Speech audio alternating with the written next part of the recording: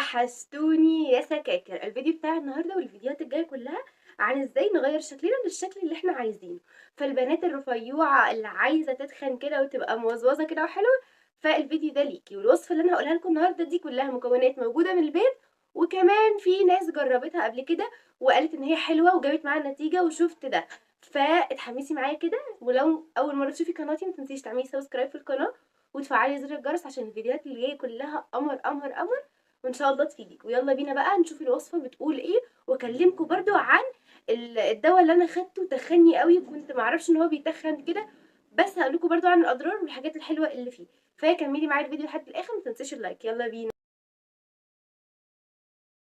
اول حاجه لازم تاخدوا بالكم منها ان كنتوا لما تاخدوا الوصفه الطبيعيه، المشروب السحري اللي انا هقول لكم عليه كمان شويه، السناك اللي انا هقول لكم عليه اللي حرفيا هيخليكم بصوا زي ما انتم عايزين، ان انتوا شكل جسمكم هيتخن، يعني كله هيتخن، مش مناطق بس هتتخن. ولكن عشان تظهري بقى تظهري الشكل بتاعك القمر ده، لازم تلعبي رياضه. طب الرياضه دي ممكن تلعبيها في البيت وممكن تلعبيها في الجيم. لو رحت الجيم قولي للكوتش وهي هتحدد لك البرنامج اللي انت هتمشي عليه.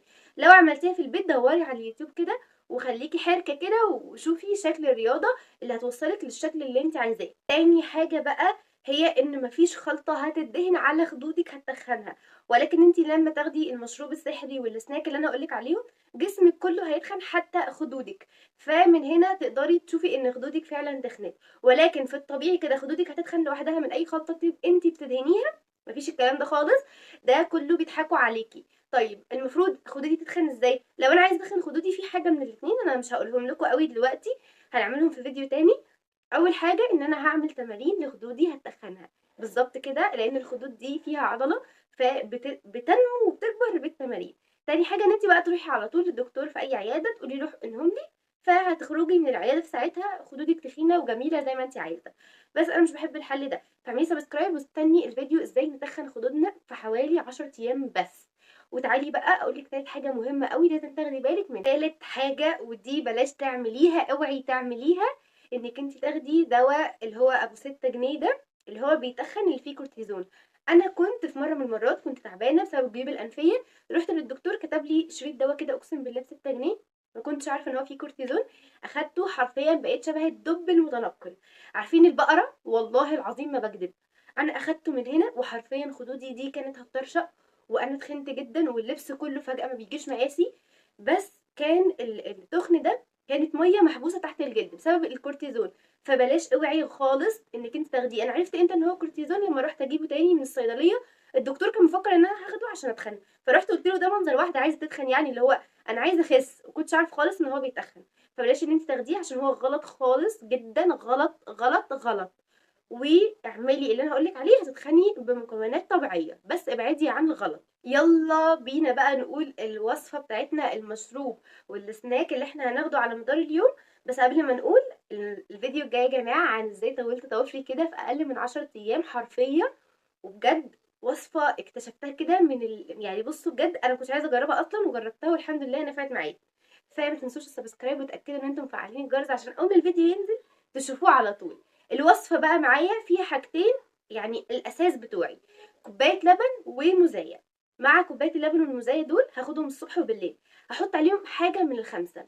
اول حاجه زبده فول سوداني لو عندي، تاني حاجه معلقه زيت زيتون، ومش بتدي اي طعم وحش خالص، يعني هي طعمها بيروح اصلا، وسمسم وعجوه وعسل، يا عسل، يعني اي حاجه من الخمسه دول هقدر ان انا اضيفها على المشروب بتاعي دول. المشروب بتاعي اللي هو اللبن والعسل، قصدي اللبن والموز، لخبطتوني اللبن والموز. احط عليه اي حاجه من الخمسه دول واشربها مرتين في اليوم، الصبح اول ما اصحى وبالليل. طب بالليل امتى؟ قبل ما انام على طول، او بعد التمرين لو انا بتمرن عشان عايزه اوصل لشكل جسم محدد.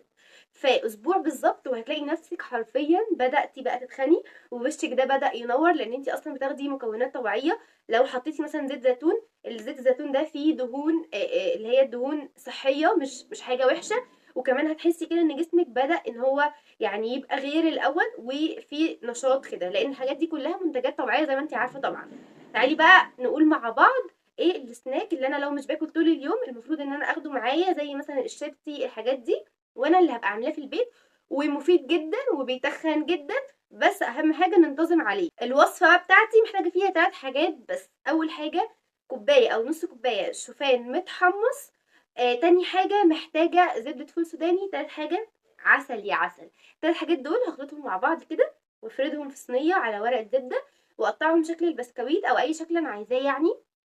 مش هتفرق، اي شكل انت عايزاه قطعيه بيهم وحطيهم في الفريزر وخديهم معاكي الشغل. لو انت طول النهار بره كلي منهم، لو انت قاعده في البيت كلي منهم، اي وقت قاعده في البيت فاضيه كلي منهم. حرفيا هم حاجات مفيده وهتساعدك ان انت تدخلي سعرات اكتر فتتخني بسرعه. وبس كده، دي الوصفه بتاعت النهارده. جربيها لحد ما انزلك الوصفه بتاعت الضوافر. صدقيني هتكتبي لي في الكومنتات ان انت يعني بدا يبان عليكي التخن. والوصفات دي اصلا متجربه قبل كده، فانا واثقه من الكلام اللي انا بقوله لك. متنسيش بقى اللايك والسبسكرايب واستني الفيديو الجاي عشان هو دمار حرفيا. بس كده، باي.